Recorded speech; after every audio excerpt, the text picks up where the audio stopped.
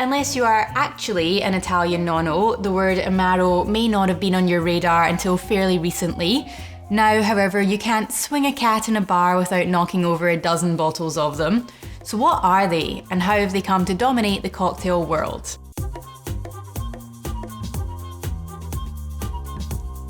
Hello, and welcome to Behind the Bar with me, Cara Divine, and an episode that I've been wanting to do for ages. I may not love Amari quite as much as I love sherry, but it's pretty darn close. If you're not that concerned about the ins and outs of history and definitions, then don't worry, I will taste through a few of these very soon to help figure out which might be the one for you. And I'll also be showing you a few of my favourite Amaro cocktails in our next episode. So if you haven't already, then hit the subscribe button and the notification bell to make sure you don't miss out. Amari, with an I, is technically the correct pluralization of Amaro for any grammar nerds or Italians out there, and they're actually very difficult to define. Amaro means bitter in Italian and covers the incredibly wide category of bitter herbal liqueurs, which are made by steeping botanicals in spirits or wine and then adding sugar. Whereas vermouth is defined by wormwood as the bittering agent, Amari can be bittered by any number of things, so wormwood as well, but also gentian, cinchona, and even rhubarb.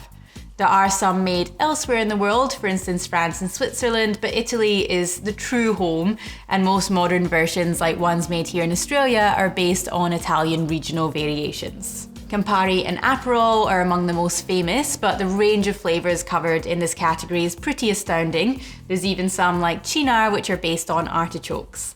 Amari were originally made by monks and thought to be medicinal. Unlike vermouths, which are always wine-based, Amari are more often based on a distilled spirit such as brandy. That said, Amari can be wine-based, and there's definitely a bit of a blurred line between the two, so something like Puntimez is a vermouth, but with enough kind of bitterness that it's often used and drunk as you would an Amaro. Amari were also a way of preserving roots and herbs and barks back in the day, and this is where you start to see those regional variations coming in.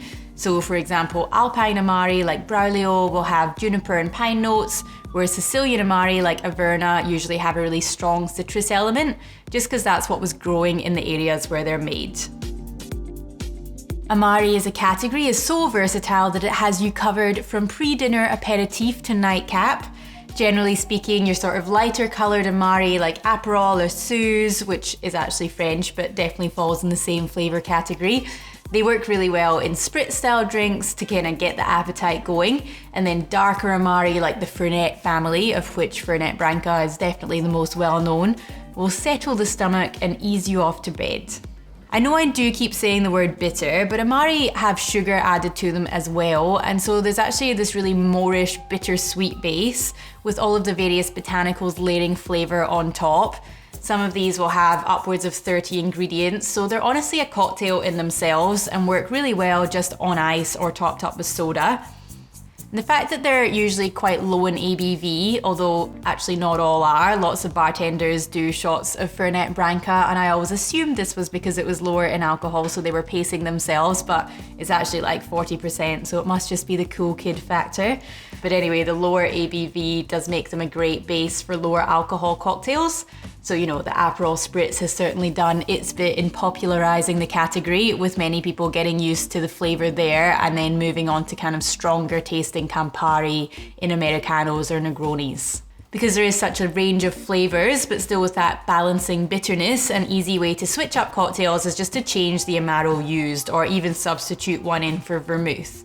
So the Black Manhattan is a great variation which switches in Averna instead of vermouth, giving, as the name would suggest, a darker and more brooding version of the classic. Or one of my favourites is a white Negroni, which uses Lillet Blanc and Suze alongside gin for a lighter and more kind of fragrant and perfumed take on everyone's favourite Amaro cocktail.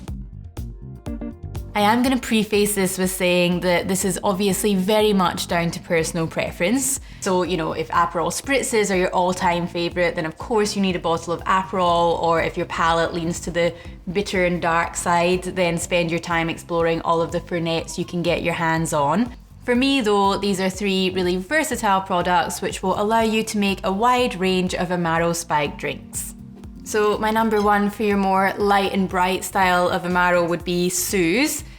This one's actually from France, so, you know, but definitely falls in that kind of Amaro flavor category. Gentiane is the bittering agent here.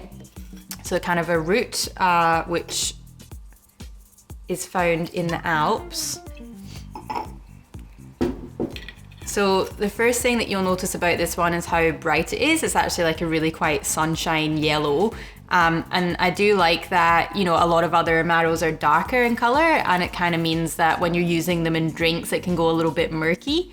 And just, you know, yeah, something that would otherwise be kind of quite bright colored or, you know, even clear or whatever, it goes a bit brown. So this one is quite nice for keeping a bit more of a summery look on your drink.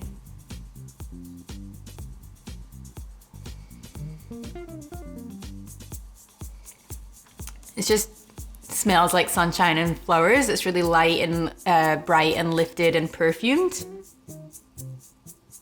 Obviously got quite a lot of citrus notes in there as well, and then just that little kind of underlying bitterness.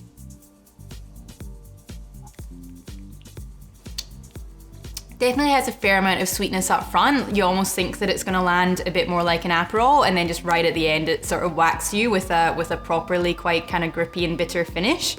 So I really like using it alongside, again, sort of, I guess, flavors which might be more easily overpowered. So something like elderflower, or, you know, your kind of more delicate gins and things, which would just get a bit lost trying to stand up to a lot of these other ones. This will still just kind of do that thing of coming in, having that nice little bitter end, which makes drinks interesting rather than, you know, for something that might be quite basic otherwise. Almost the way that, you know, just little dashes of Angostura or something do, where it just underpins and keeps the flavor going for longer, while also having lots of really kind of fresh herb, quite like really bright citrus notes as well.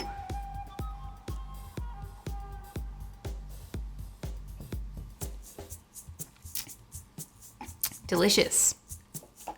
Montenegro is often called a gateway Amaro, and it certainly deserves its popularity. So, you know, when doing research for this, pretty much 90% of the articles and things that I came across said if you can only have one Amaro, then it should be Amaro Montenegro. A lot of people really like it because it kind of sits in a bit of a medium sweet bitter sort of category. So you know, still definitely has some darker notes to it, but not too confronting, and has a bit of sweetness. Honestly, I actually prefer Nonino though. So this little guy is grappa base, so it has this really lovely texture to it. And it's just a bit more delicate. In Montenegro, you get a lot of kind of cola notes, which can be really fun to play with. This one has really kind of quite bright and fresh tangerine flavor to it, while still having a good amount of kind of woody spices going on as well. So it can work with lighter spirits and darker spirits.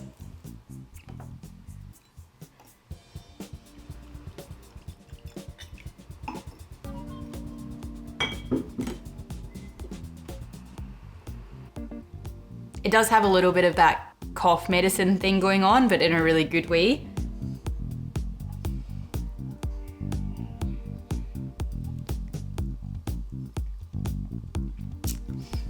Such a lovely texture. I mean, this is probably my favorite to just drink on its own as well, as a kind of after dinner thing. I just think that the sweetness and bitterness is really in balance, and even though it does have a bit of sweetness, it's not too viscous. It doesn't coat your mouth at all, and then you just get that, yeah, again, lovely lingering bitterness coming through.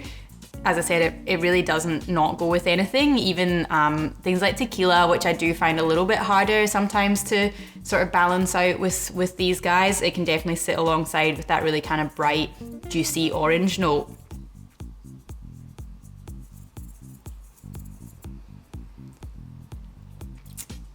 Plus it is a very pretty bottle, which I think still always counts.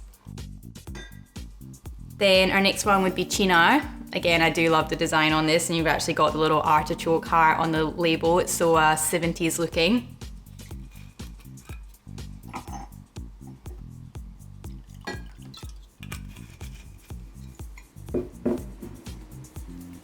So you're getting a lot more caramel notes in this, like the sweetness is there, but almost in a like a almost kind of burnt way, like that sort of, again, bittersweet thing.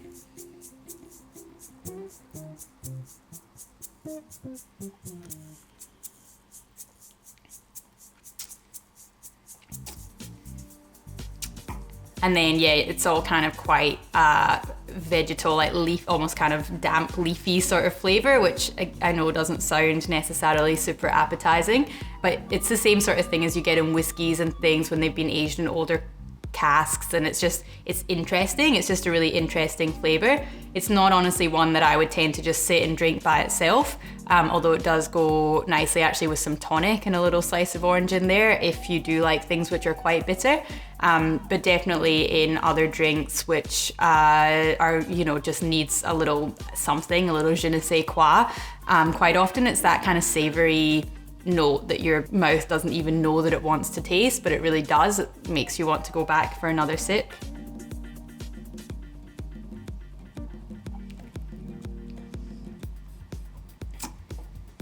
Just a really, really interesting flavor. And again, because it's not really as boozy, I mean, it's definitely got a strong flavor, but still doesn't maybe quite sit as much of a punch in the face as something like Fernet. You can use it alongside most things. I mean, it's not gonna, you know, again, like a very, very delicate gin or something, it's probably gonna overpower slightly, but it doesn't have to be sort of your rums and bourbons and more kind of heavy and dark spirits. It can definitely be used just for a little edge in a lot of really fun cocktails. Now, I have stayed quite classic here, but there are some really awesome Amari style products being made in Australia and I'm sure elsewhere. So please let me know if you have any local favourites in the comments, and I'll definitely have to do an all Aussie lineup at some point. Amari and how to use them. So now you know, and make sure you tune in next week to see some amazing Amari cocktails. According to Paul Bagansky and a couple of thousand thumbs up, I could sell water to a drowning man. Let's hope so, because Behind the Bar now has merch and we're really excited to be able to share it with you. Check out the link in the description below if you're interested, and let's hope Paul is right.